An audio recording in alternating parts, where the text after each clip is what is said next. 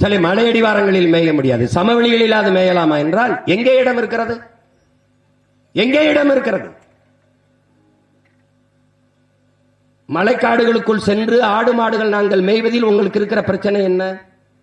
நீங்கள் சொல்கிற குற்றச்சாட்டு என்ன? அங்கே வளர்கிற இளம் செடிகளை ஆடு மாடுகள் தின்று விடுகிறது, நாங்கள் மேய்ந்து விடுகிறோம். சரி, அதனால் அங்கே நீர் உருவாகிறது, அருவி உருவாகிறது, தடைபடுகிறது. அங்கே நீரின் ஓட்டம், நீர் வரத்து தடைபடுகிறது. அதாவது ஆறு உருவாவது இடையூறாகிறது.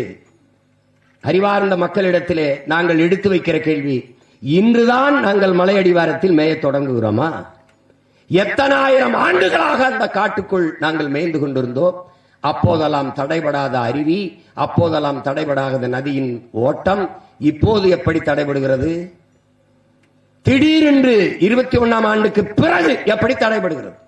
இத்தனாயிரம் ஆண்டுகள் ஆதியில் நீங்கள் செய்த வேலையே எங்களை மேய்க்க தொடங்கியதுதான். அன்றிலிருந்து வராத இடையூர் இப்போது எப்படி வந்தது? இப்போது எப்படி வந்தது? அங்கே இருக்கிற சுனைகள் குட்டைகளில் போய் நாங்கள் தண்ணீரை குடிப்பதால் அது வனவிலங்குகள் குடிக்கிறதுக்கு அது இடையூறாகிறது. நாங்கள் அதிலே உள்ளே குதித்து கலக்கி விடுகிறோம் என்று. நாங்கள் என்ன நீச்சல் போட்டிக்கா செல்கிறோம்?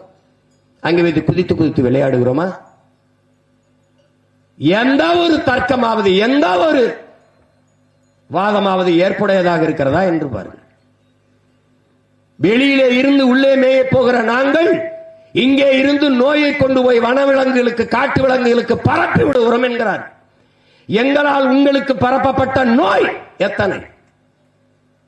குறிப்பாக கொரோனாய் நோய் வந்து செத்த ஆடு மாடுகள் எத்தனை எத்தனை? எந்த நோயை கொண்டு பரப்பினோம்? எந்த நோயை கொண்டு போய்?